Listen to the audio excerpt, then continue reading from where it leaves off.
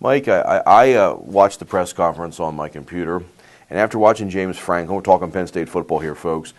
I wanted to strap on a helmet, not sign the contract to recruit. I was in a 3-point stance. Almost got in the old Joe Klecko 4-point stance. Rupee went 3 technique for a little while. Did he go 3 technique? Yes, he did. Yes, I he did. pictured Very fired up, yeah. because I saw you on a photo ahead of time working hard before the presser started. Tirelessly. Saw a picture with Rupee with his camera, and I thought I could just see Rupee in the middle of Franklin talking. Dropping the camera and getting down in a stance because the guy was a motivator. You could see it. I liked how he emphasized words. And it's like funny. I also thought of Jordan Steffi, who you had interviewed. It was in Saturday's paper, who played for Franklin and Maryland. Steffi does that. And Jordan Steffi is very polished the way he speaks. And will sometimes take a key word or expression and repeat it. And Franklin was doing that. And I thought, what a great, I think if he's in somebody's living room, he could motivate you. Yeah, he could motivate you. I think he fully understands the importance of recruiting, and I think he is incredibly confident in his ability in that area. So that's a big thing going forward. I don't think anybody is going to outwork this guy. I don't think anybody's going to out-enthusiasm this guy. The X and O football stuff, I'm a little bit less sure about with him than I would have been with Bill O'Brien, maybe, but certainly, given his track record at Vanderbilt, there's reason to be.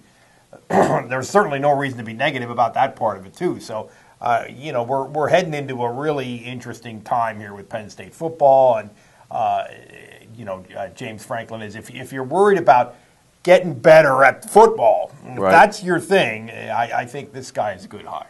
He's going to dominate the state, right? Oh, dominate, baby. I was thinking he was a better, and as I watched, I thought, geez, let me see somebody like Al Golden unite the state like he's saying he's going to do. And the comments he's making, I think that he really went through from that flight from Tennessee up to Penn State and he hit the rape case. We can talk about, I'll let you talk about this, but he hit what was going on with women and rape cases, him not being sensitive. He hit uniting, which I think they all thought Al Golden could bring the factions together. He hit about that. He hit on so many different areas I think would really be questions that you guys that were there at the press conference would have had. Yeah. What other observations from the press conference and or just in general, anything crazy happening while you were there with the room looked like it was pretty full. Any unique stories? The room was more full than it is for games, really, which is not surprising. I mean, this is a big story, and it's a story that maybe goes beyond the sports page a little bit in some people's minds. Obviously, we were on page 1 quite a bit in the last week or so.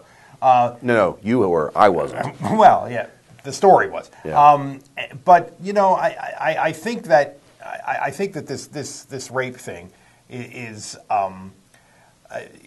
when Franklin was asked about it, he spoke a little bit, and then Joyner voluntarily chimed in and was really starting to make a strong statement about this is one of the biggest background checks there has ever been in the history of college sport. And then he started saying, well, we got a character reference from Debbie Yao, and he started to go more in the direction of character reference. And that's not You need to have, and I'm not saying he didn't, but Penn State needs to have talked to DAs and lawyers. The lawyers are representing these kids, and I mean, you need to really drill down deep, and I hope they did that. Yeah, because I had a feeling they didn't.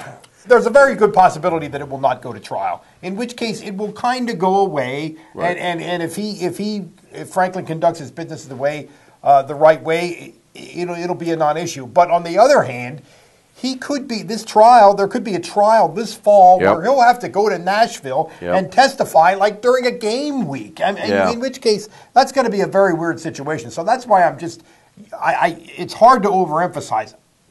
Penn State really, really, really had to have done its homework here, and I hope they did. Those players all pleaded guilty already. It may not even come to a trial. But you had Fleisch, you had guys from the FBI or former directors involved. You got phone numbers. Call somebody and investigate. Yes. And I wanted to hear, dude, we had people on this. Yeah, we had nothing investigators. Against Debbie Yao. She's a wonderful person, I'm sure, but we don't want to hear about Debbie Yao. I don't want to hear about your character right now. We want to hear about that. Right. I couldn't agree with The other thing I came away from this was hearing about the coaching staff, and we'll talk about that in the other segment. I really thought he could have maybe more dynamic with offense. I was expecting more. I kept saying to you, a dynamic offense.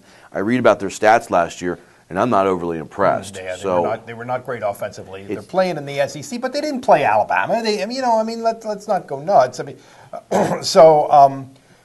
we'll see about that part of it. But I think generally Nittany Nation is excited and Hit a there's some home run. justification. There you go.